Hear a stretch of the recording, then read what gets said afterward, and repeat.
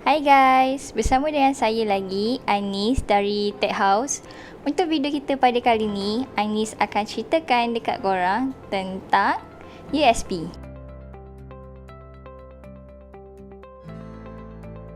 Okay, kalau korang nak tahu, USB ataupun nama sebenar dia Universal Serial Bus, dia merupakan satu kabel penyambung antara korang punya komputer dan juga korang punya peripherals tu. USB ni juga dia berfungsi untuk menyalurkan kuasa dari laptop kepada peripherals dan juga korang punya external drive untuk berfungsi seperti biasa. Untuk pengetahuan korang, sebenarnya ada banyak jenis USB ni. Antara jenis USB yang ada adalah jenis USB 2.0 dan juga USB 3.0. Untuk jenis USB 2.0 ni, dia merupakan jenis yang paling common and kita boleh cakap the standard version of USB lah. Kadar transfer rate yang paling maksimum untuk USB 2.0 ni juga adalah 480 Mbps. Manakala untuk USB 3.0, dia punya kadar transfer rate adalah sebanyak 5 GB per second. So, kita boleh nampak yang USB 3.0 ni 10 kali ganda lebih laju berbanding USB 2.0. Gempak tak gempak guys? So, persoalannya dekat sini, macam mana korang nak bezakan USB 2.0 dengan USB 3.0 ni?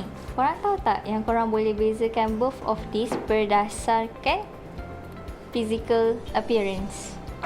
Kenapa physical appearance? Sebab walaupun dia hampir sama, tapi dia ada sedikit perbezaan dari segi warna. Warna untuk USB port 2.0 ni dia menggunakan warna hitam dan putih, and untuk USB 3.0 dia menggunakan warna biru.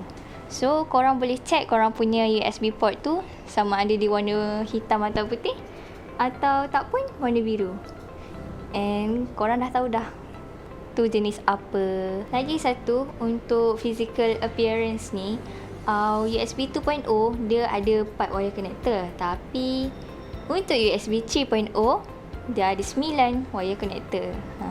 Disebabkan dia ada 9 wire connector, maka lagi cepatlah proses transfer rate korang tu berjalan. Okay, yang seterusnya dari segi harga, disebabkan USB 3.0 ni dia menawarkan servis, ataupun kita boleh cakap dia adalah lebih laju berbanding USB 2.0, maka harga dia mestilah lagi mahal daripada USB 2.0 ni.